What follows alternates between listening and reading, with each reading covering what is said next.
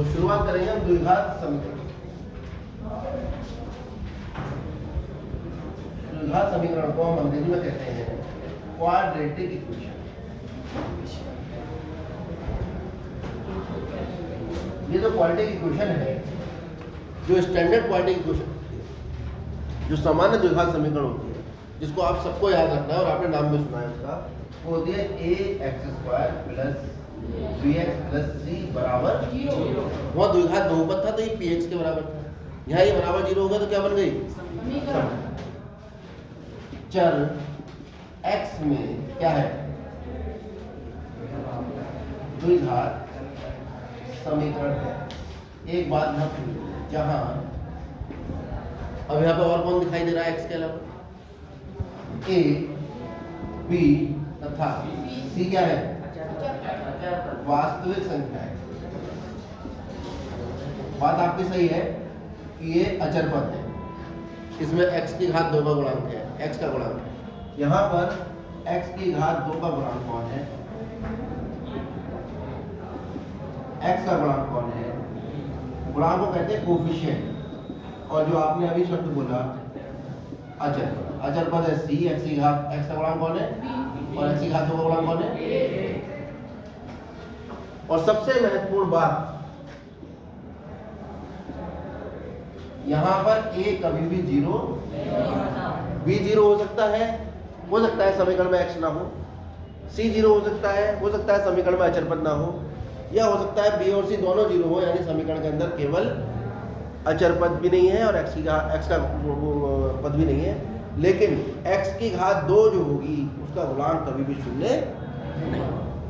और हमेशा जो द्विघात समीकरण है वो इस रूप में होगी, जिसमें एक पद x की घात 2 वाला होगा, सबसे बड़ी घात वाला पद, बाकी के पद कुछ भी हो सकते। ठीक, उसके अलावा एक और विशेष बात, ये जो x है इसकी घात हमेशा 1, और तीसरा पद जो, अब ऐसा नहीं कि इसकी घात 1/2 हो जाए, माइनस का 1 हो जाए, माइनस के 2 हो जाए, या 4/5 हो जाए। सबसे बड़ी घात x की घात 2, उसके अलावा अगर कोई x है उसकी घात 1 होगी, उसके अलावा अगर कुछ है तो वो द्विघात समीकरण नहीं। ठीक, तो हम सवालों में बात करते हैं सीधे। जैसे द्विघात बहुपद के कितने शून्य हुआ करते थे, क्या होते थे शून्य, क्या करते थे, क्या काम था, किसके मान होते थे, x के मान होते थे।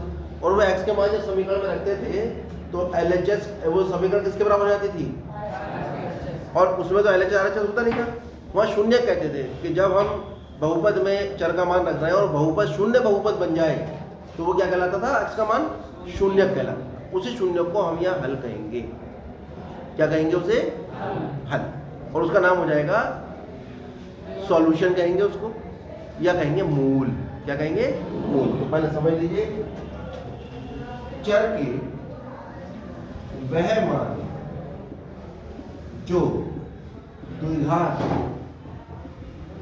समीकरण को, अब या तो मैं लिखूं कि LHS को RHS के बराबर कर देते हैं, या फिर एक शब्द का प्रयोग करते हैं संतुष्ट करता है। याद आया कुछ, चर के वह मान जो समीकरण को संतुष्ट करते हैं। समीकरण संतुष्ट करने का मतलब समीकरण में रख दो तो LHS किसके बराबर हो जाएगा, RHS। तो वह मान जो द्विघात समीकरण को क्या करते हैं, संतुष्ट करते हैं। क्या कहलाते हैं, समीकरण के हल या मूल कहलाते। एग्जाम्पल से बच्चे बहुत अच्छा समझते हैं, तो हम एग्जाम्पल लेके बात करें। EX का मतलब एग्जाम्पल, मान लीजिए द्विघात समीकरण है हमारे पास, x² प्लस 2x प्लस 1 बराबर, ये इसे 3 कर दो और इसे माइनस का प्लस का 2 कर दो, ये एक समीकरण। अब इसको हल करने का तरीका वही रहेगा, मध्य पद को 2 भागों में डिवाइड करना, 2 के ऐसे टुकड़े जो जुड़ के 3 आ जाए। बताओ क्या होंगे, तो 3x को हम लिख देंगे 2x प्लस 1। भाई 3 को क्या क्या लिख सकते हो, 1 प्लस 2 लिख सकते हो, 4 माइनस 1 लिख सकते हो, 5 माइनस 2 लिख सकते हो, 7 माइनस 4 लिख सकते हो, पता नहीं क्या क्या लिख सकते हैं 3। हमें इसके मध्य पद के कुछ इस तरह से टुकड़े करने हैं कि ये जो अचर पद है इसके गुणनखंड करके ये वाला प्लस वाला निशान लगाकर 3 आना चाहिए। तो 2 के ऐसे गुणनखंड जुड़ के 3 आ जाए, क्या होंगे? 2 एकम 2। तो हमने 3x को लिख दिया 2x प्लस x, लिख दिया ना। 2 और 1 3 आ रहा है ना, जुड़ के 3। मतलब हमें लिखना वो है कि समीकरण के मान पर कोई फर्क ना पड़े। अगर मैं 3 को 2x प्लस x लिख दूँ तो क्या फर्क पड़ेगा? क्योंकि 2 और 1 जुड़ के कितना हो जाएगा? समझ में आ रहा है?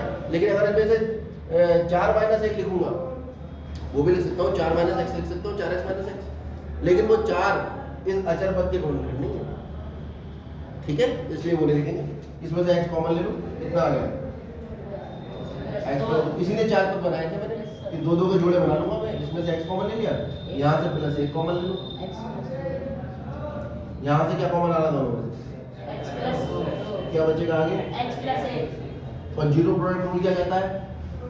Zero product rule, zero product rule क्या है? शून्य गुणन नियम, कि 2 संख्याओं की गुणा अगर 0 आ रही है तो जरूर उनमें से कोई एक संख्या 0 है, तभी दोनों की गुणा 0 आई है। ये 2 संख्याएं तो हुई एक तरह से, और इनकी गुणा क्या आ रही है? तो कब आएगी दोनों की गुणा 0? जब दोनों में से कोई एक 0 हो। इसका मतलब या तो x प्लस 2 0 होगा या x प्लस 1। क्या कहते हैं इसे? शून्य गुणन नियम से। ये खाली मैं आपको शून्य गुणन नियम इसलिए लिखा रहा हूँ तो आपको पता रहे कि भाई ये हो कैसे गया। अगर आप ऐसे समझ जा रहे हो ये इम्प्लाइज लगा के 2 संख्या गुणा 0 है, तो या तो पहली 0 होगी या दूसरी। हमेशा ऐसे करेंगे, जब भी 2 की गुणा 0 है या तो पहली 0 या दूसरी। तो x बराबर कितना आ गया? -2। या x बराबर कितना आ गया? अब ये x बराबर 1 जांच करो उत्तर की। क्या थी समीकरण हमारी? x square plus 3x plus 2 बराबर 0। पहले जांच करेंगे x बराबर -2 के लिए। कर लेना जांच जरा। -2 का वर्ग प्लस 3 गुणा -2 प्लस 2 बराबर 0। कितना होगा -2 का वर्ग? 4, क्योंकि माइनस का वर्ग तो प्लस होता है। प्लस माइनस माइनस 3 6 प्लस 2 बराबर 0, और 4 और 2 6 में 6 गया, 0 बराबर 0। ये बात कैसी आई? सत्य। इसका मतलब क्या हुआ कि x बराबर -2 समीकरण को क्या करता है? संतुष्ट करता है। या ये रखने पर समीकरण का LHS किसके बराबर हो जाता है? अब किसके लिए जांच करेंगे? x बराबर -1। और ये x बराबर 2 और 1 कैसे आए हैं? जब मैंने इस समीकरण को हल करा है। तो कौन सी विधि लगाई है हल करने के लिए? मध्य पद को 2 भागों में विभाजित करना, और ये कहलाती है गुणनखंड विधि। क्या कहलाती है? गुणनखंड विधि से मैं ऐसे हल करता हूँ। -1 चेक करो। -1 का वर्ग प्लस 3 गुणा -1 प्लस 2 बराबर 0। -1 का वर्ग 1, -3 प्लस 2 बराबर 0, 0 बराबर 0। इसका मतलब क्या हुआ? x बराबर -1 समीकरण को क्या करता है? संतुष्ट करता है। अब इनके अलावा दुनिया में आप कोई और मान रख के देख लो। 1 रख के देखो। 1 का वर्ग 1, 3 एकम 3 और 1 4 और 2 6, 0 बराबर नहीं। आप दुनिया का कोई भी मान रख लो जो आपको मिल रहा है, वो इस समीकरण को संतुष्ट नहीं करेगा। इसका मतलब ये 2 मान जो है वो बहुत विशेष हैं, और ये कब आए हैं? जब हमने इसे हल करा है। इसका मतलब इन मानों में और इस समीकरण में एक विशेष संबंध है, क्योंकि ये इस समीकरण को संतुष्ट कर पा रहे हैं। तो द्विघात समीकरण में चर के वो मान जो द्विघात समीकरण को संतुष्ट करते हैं वो समीकरण के मूल कहते हैं। और वहां क्या कहलाते थे? शून्य। क्या कहलाते थे वहां? और यहाँ क्या नाम हो जाएगा इनका? मूल।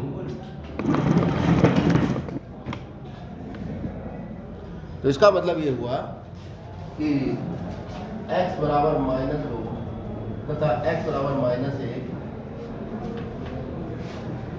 द्विघात समीकरण।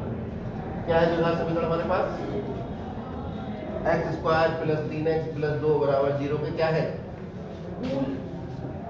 मूल या हल। अब जितने नियम हमारे पास द्विघात बहुपद के थे वो सारे नियम यहाँ पर लागू हो जाए सारे। ठीक? क्या था?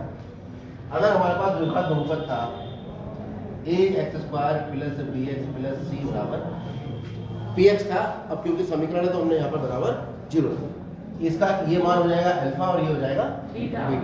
के वहां शून्य कैसे थे, क्या कहेंगे, मूल अल्फा तथा बीटा हो तो अल्फा प्लस बीटा क्या होता था,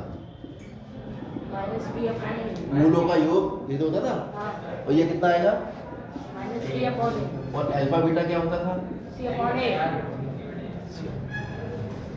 तो ये वाला नियम यहाँ पर भी सत्य होगा। तो वो जो सवाल हमने द्विघात बहुपद में किए थे वो सारे सवाल यहाँ द्विघात समीकरण के रूप में आपसे पूछ लिए जाएंगे। कोई दिक्कत तो नहीं इसमें, ये याद है, जिसको याद नहीं वो याद है। क्या इसको हिंदी में क्या कहेंगे, मूलों का योग बराबर माइनस एक्स का गुणांक बटे एक्स। और यहाँ क्या कहेंगे इसको, मूलों का गुणनफल बराबर अचर पद बटे।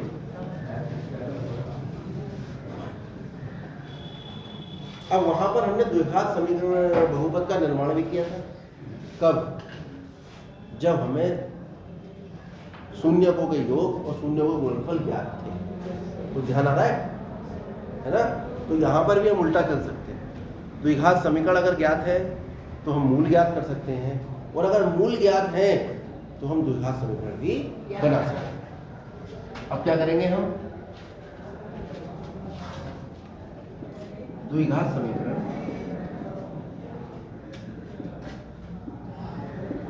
जिसके मूल अल्फा तथा बीटा वो क्या होगी, एक्स स्क्वायर माइनस मूलों का योग यानी अल्फा प्लस बीटा गुणा एक्स प्लस मूलों का गुणनफल, या हम कह सकते हैं एक्स स्क्वायर माइनस मूलों का योग गुणा एक्स प्लस मूलों का बराबर द्विघात समीकरण याद करना। यह हेडिंग हो जाएगा जब हमें मूल याद, ये आपकी हेडिंग ठीक। और ये क्या है, द्विघात समीकरण के मूलों और गुणांकों के मध्य संबंध, ये हेडिंग आ जाएगा द्विघात समीकरण के मूलों तथा गुणांकों के मध्य संबंध, ये दूसरा हेडिंग है। ये द्विघात समीकरण के मूल बता दिया आपको। अब आप इसे फटाफट बता लीजिए।